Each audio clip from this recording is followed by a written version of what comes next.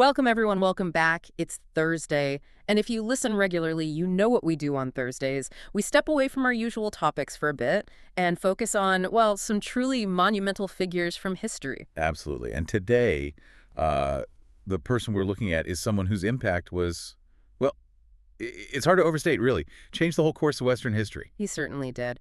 Today, we're heading back to ancient Rome to explore the life of Gaius Julius Caesar. Our goal here is to sift through, the research, the texts, the history we have, and really try to understand the man himself, but also why his story still grabs us today. Right. There's a lot there. Ambition, genius, controversy. It's all part of the package. Definitely. Expect some maybe surprising details and a really dramatic story. Okay, let's jump in. To get Caesar, you really have to start right at the beginning, don't you? His birth, his family, Roman society at the time. How did that all shape him? Well, he was born in Rome.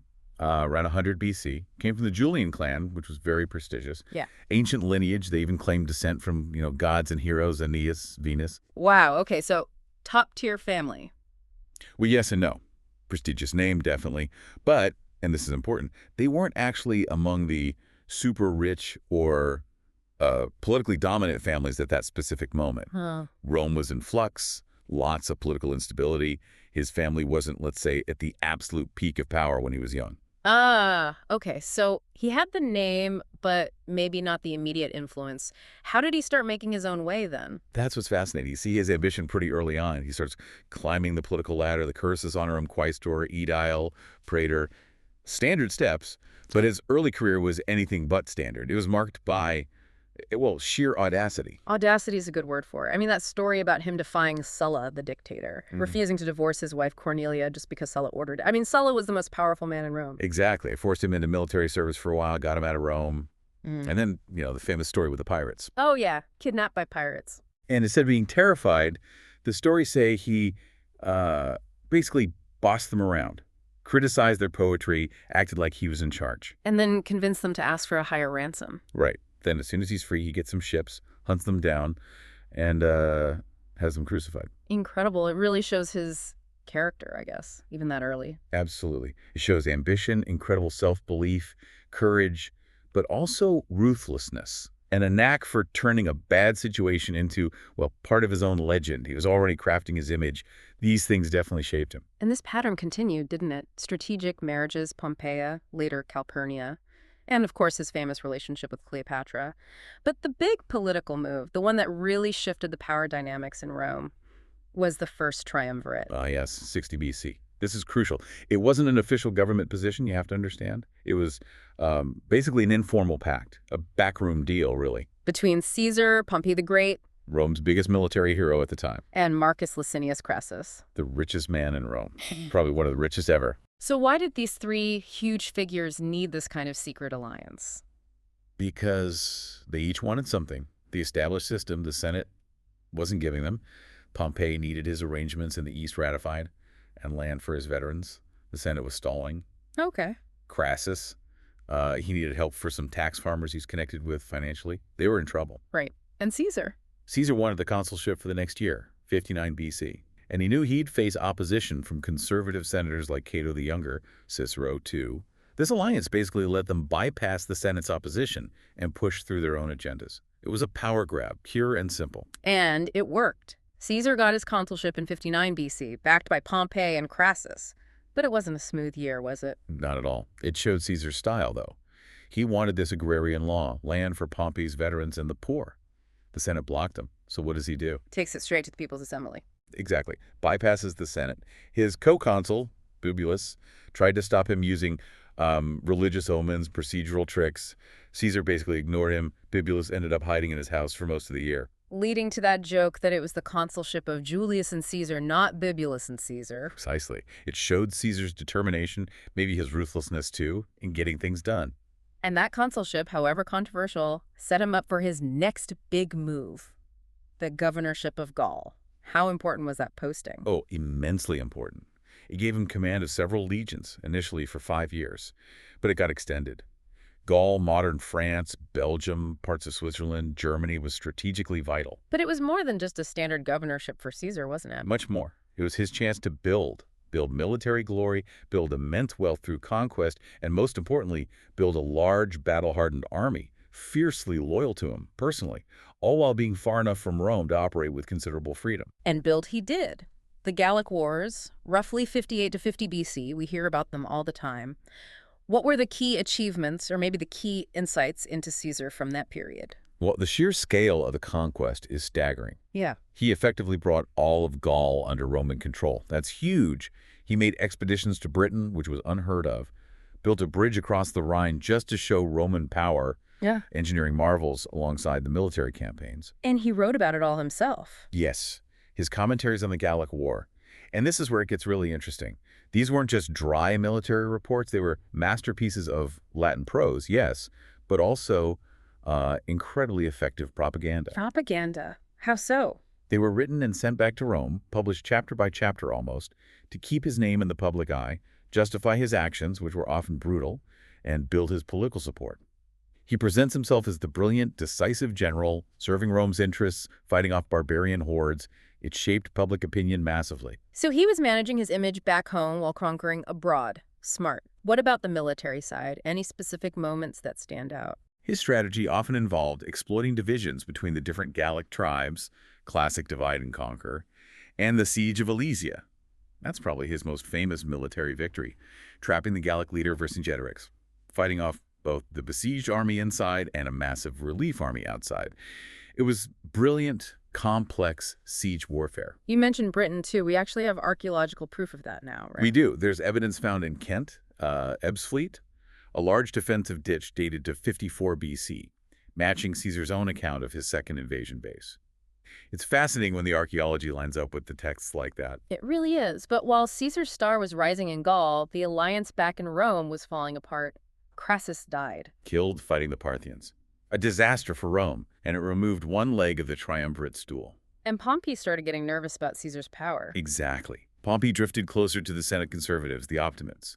They saw Caesar's loyal army and his popularity as a threat to the Republic, or at least to their own power. The alliance was well and truly dead. So the confrontation became inevitable. The Senate, with Pompey's backing, finally issued an ultimatum, didn't they? They did. They ordered Caesar to disband his army and return to Rome as a private citizen. If he did that, he knew his enemies would likely prosecute him for actions taken during his consulship. He'd lose everything. His command gave him legal immunity, right? Right. Without that immunity, he was vulnerable. Plus, he wanted a second consulship and the honor of a triumph for his Gallic victories. Returning as a private citizen meant giving all that up. So he reached the Rubicon River, the boundary between his province and Italy, and he had a choice to make. A monumental choice. Crossing it with his army was illegal.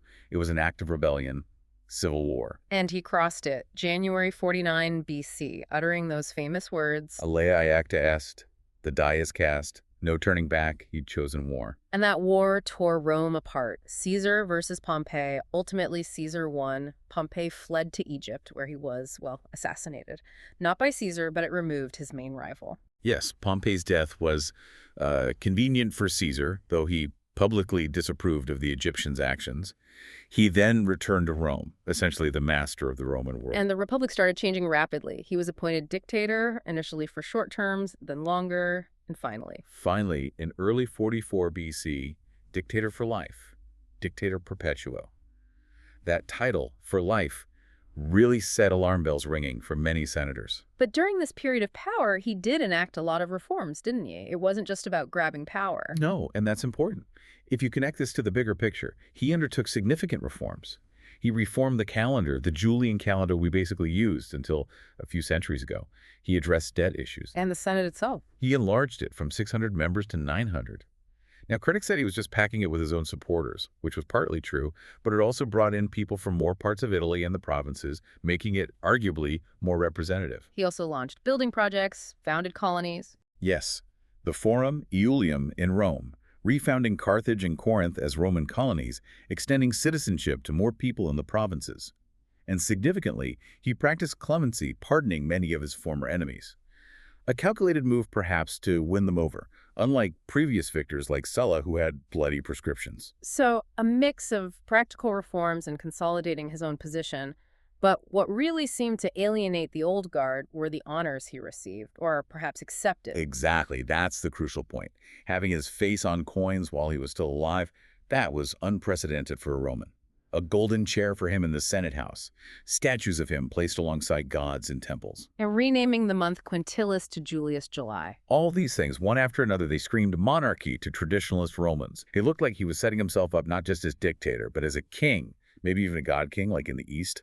And Rome had defined itself for nearly 500 years by not having kings. So this fear, this resentment, it festered among a group of senators. It did. It led directly to the conspiracy, led by Gaius Cassius Longinus and Marcus Junius Brutus. Brutus in particular felt a heavy burden. His ancestor was supposedly the man who kicked out Rome's last king. There were warnings, weren't there? Omens. Lots of them, according to the sources. The soothsayer warning him about the Ides of March 15th. His wife, Calphurnia, had nightmares, begged him not to go to the Senate that day. Even Brutus's wife, Portia, sensed something was wrong. Caesar himself was apparently becoming more superstitious. But he went anyway. Yes. Apparently, one of the conspirators, Decius Drusus, a different Brutus, persuaded him not to slight the Senate, saying they were planning to vote him more honors. It was a betrayal by someone he trusted. So March 15th, 44 BC, he arrives at the Senate meeting, held near the theater of Pompey. He's handed a scroll warning him of the plot. But doesn't read it. He goes in. The conspirators surround him, pretending to present a petition. Then they pull out daggers. And attack. The famous line, Et tu, Brute, you too, Brutus, or maybe, you too, my child, as some sources suggest. That line is probably Shakespeare, or later tradition, but the sentiment captures the betrayal. He was stabbed, reportedly 23 times, maybe more. He died there, ironically, at the foot of a statue of his great rival, Pompey. What happened right after? Did the assassins achieve their goal of restoring the Republic? Not exactly. They proclaimed liberty, seized the Capitoline Hill, but the reaction from the Roman people wasn't what they expected. It was more confusion and fear than celebration. And Mark Antony played a key role. A crucial role. Caesar's loyal right-hand man. At Caesar's public funeral, Antony gave this masterful speech, reading Caesar's will, which was generous to the Roman people, and displaying his bloody toga. It whipped the crowd into a frenzy against the assassins. So instead of restoring the Republic, the assassination sparked more chaos. Precisely. It led to another round of brutal civil wars.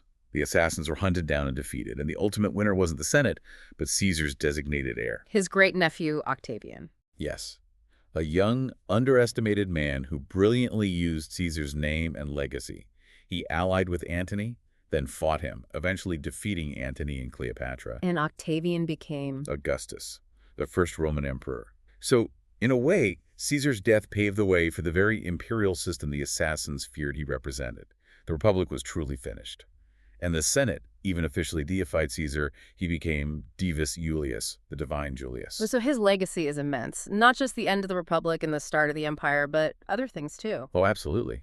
His writings, the commentaries, are still studied as history and Latin literature. His name, Caesar, became the title for Emperor Kaiser, Tsar. That's incredible staying power. And the idea of Caesarism. Yes, that political concept, a strong, charismatic leader, often military, who bypasses traditional institutions, maybe has a cult of personality. Leaders throughout history, like Napoleon, even Mussolini, have looked back to Caesar or identified with that model. And culturally. Shakespeare, of course. Shakespeare's play, Julius Caesar, is probably how most people encounter this story today. It shaped our view of Brutus, Antony, the conspiracy. It's a powerful piece of drama based on those historical events. And one last amazing detail. People still visit his altar in the Roman Forum today, don't they? They do. The spot where his body was cremated after Antony's speech. People still leave flowers, notes, especially on the Ides of March. It's quite extraordinary, really, that connection across millennia. It really is. Which I suppose brings us to that big, lingering question. His life clearly changed everything for Rome and the West. But how should we view him? Was he, the necessary figure who brought order to a broken system? Or was he a tyrant whose ambition destroyed the Republic? That's the question, isn't it? Historians still debate it. Was the Republic already doomed? Did Caesar just hasten the inevitable, maybe even provide a more stable alternative? Or did his actions directly cause its collapse? There's no easy answer. Definitely something for you all to think about. Well, that's about all the time we have for today's look at Julius Caesar. Thank you so much for joining us. Yes. Thanks, everyone, for listening. It's always fascinating to delve into these historical giants. We really hope you enjoyed our conversation today. Please join us again tomorrow. We'll be shifting gears and discussing a really interesting book we think you'll find quite thought-provoking. And don't forget to subscribe to the channel if you haven't already, so you don't miss that discussion or any of our future ones. Until then, take care and stay curious.